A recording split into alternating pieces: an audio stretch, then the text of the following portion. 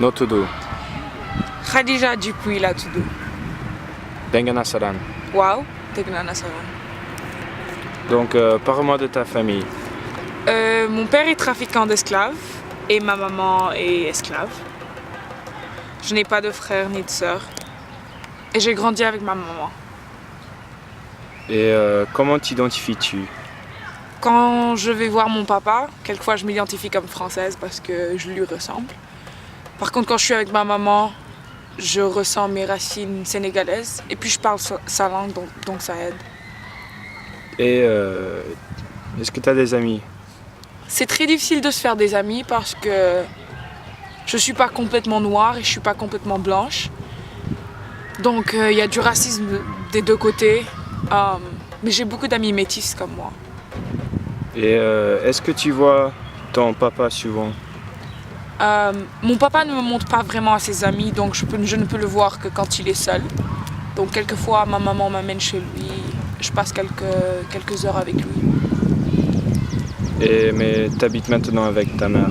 Oui, j'habite avec ma maman. Et que penses-tu des Français, en fait, des Français qui sont des colonisateurs dans ton pays? Ma maman les déteste tous parce qu'elle a été violée par mon père et c'est comme ça qu'elle m'a eu. C'était pas vraiment un choix parce qu'elle était esclave. Du coup, du côté de ma maman, on déteste vraiment les Français parce qu'ils n'amènent que de la misère. Mais ils amènent les armes à feu, ils amènent de la bonne nourriture, mais c'est pas suffisant pour tout le mal qu'ils font. Par contre, quand je suis avec mon père, je découvre la culture française et la langue française et l'histoire de France. Et c'est des choses qui me sont très chères. Donc, mon cœur est un peu perturbé. Ok, merci Hadija. Merci.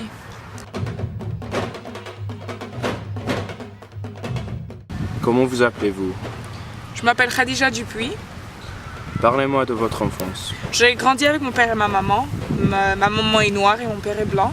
Il est régent administratif à Saint-Louis, donc on a habité dans une grande maison à Saint-Louis. Je me suis beaucoup amusée avec mes amis de mon quartier. Moi, j'ai une enfance très joyeuse. Et t'avais des amis? J'avais beaucoup d'amis métis et mon meilleur ami était noir. Mais j'ai perdu contact avec lui parce que ses parents l'ont envoyé à la guerre. Et au début, il envoyait des lettres et tout. Mais après, je n'ai plus entendu parler de lui. Ils n'ont jamais ramené son corps. Donc on ne sait vraiment pas s'il faisait partie des tirailleurs à Tcharoy ou bien s'il a été envoyé en Algérie pour combattre la guérilla ou s'il était en France. On ne sait vraiment pas où il est. Et que sont tes sentiments maintenant envers les Français grâce à la perte de ton ami?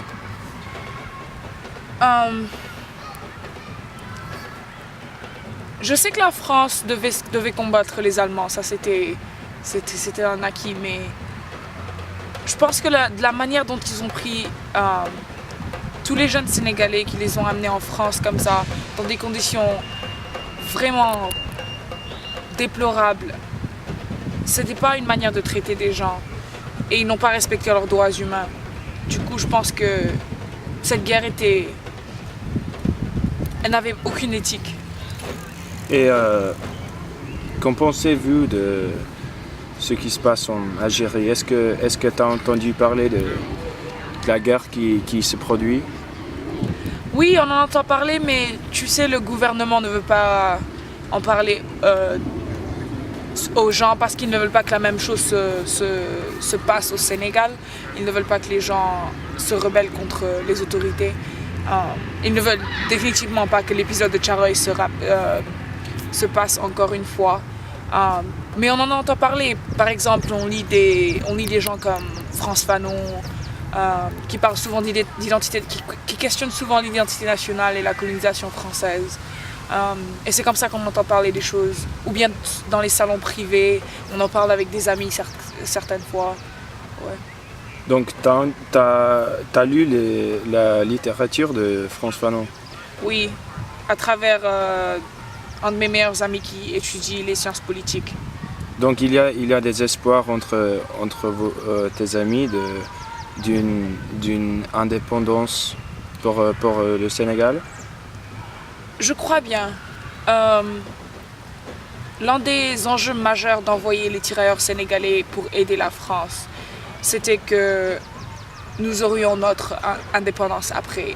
La France aurait en quelque sorte une dette envers le Sénégal qu'elle devrait payer par libérer le Sénégal. Et en plus, nous savons tous que ce qui s'est passé en Allemagne se passe de façon plus bénigne dans les colonies. Du coup, ils savent qu'ils ne respectent pas les droits humains et en libérant les colonies, ils peuvent rattraper leur image. Ok, merci Adija. Merci.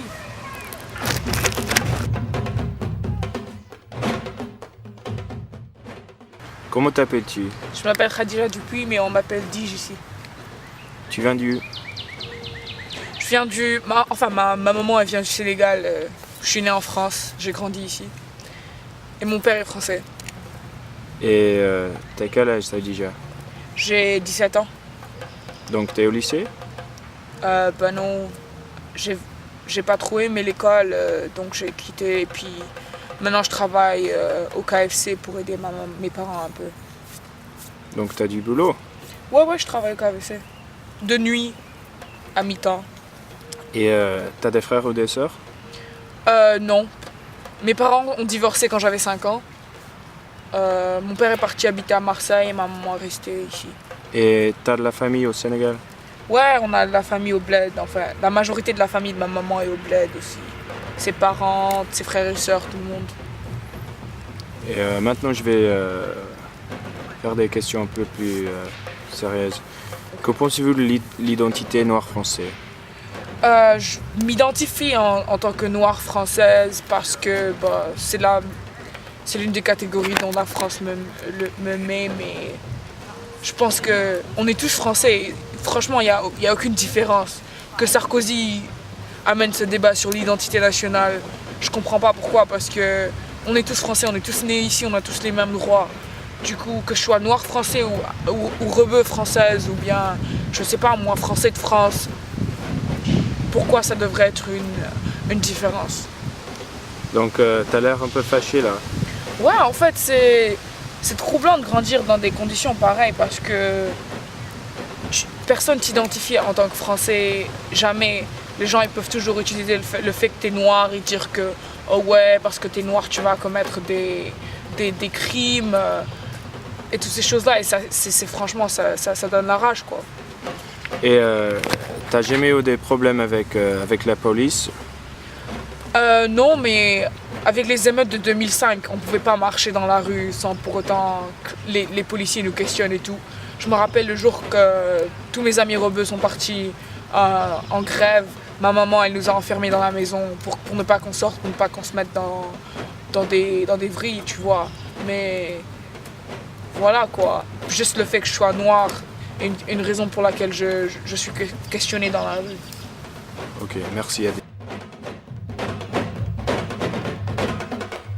Comment t'appelles-tu? Je m'appelle Khadija Dupuis, mais on m'appelle DJ here. Ah, donc tu parles quelle langue? I speak English, je parle français, Degna Wolof. Cool. Et donc tu viens de... Oh, we can actually talk in English now, I forgot. So you come from where, Senegal?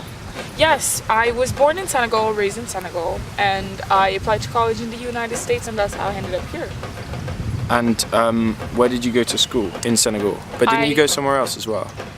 You went to South Africa? Yeah, I went to high school I started high school in boarding school in Senegal called La Maison d'éducation Mariam Abba, where I spent 5 years, and afterwards I applied to the African Leadership Academy in South Africa. And yeah, that's where I did my junior and senior year of high school. And now I'm here at the University of North Carolina at Chapel Hill. And how do you feel here in terms of your identity? I mean, okay, so when I boarded on the plane, honestly, I thought I was gonna be black for once in my life because I'm métis in Senegal, so I've always been this in between kind of skin tone, and so I thought by coming to the US I would fit in the black community, but I learned that I'm actually not black because I'm not historically black, and which makes a lot of sense after you learn about everything. But I guess I'm just this African Senegalese girl now. So do you feel like you don't? How do you feel in terms of? Do you feel like you have anything in common with kind of the African American kids here? Do they just think? What do they say? You're just not black. Yeah, I mean, I know we have common ancestors, but that's not enough to identify with the group, I feel like, because they've had very, very different histories than what we experienced in Senegal.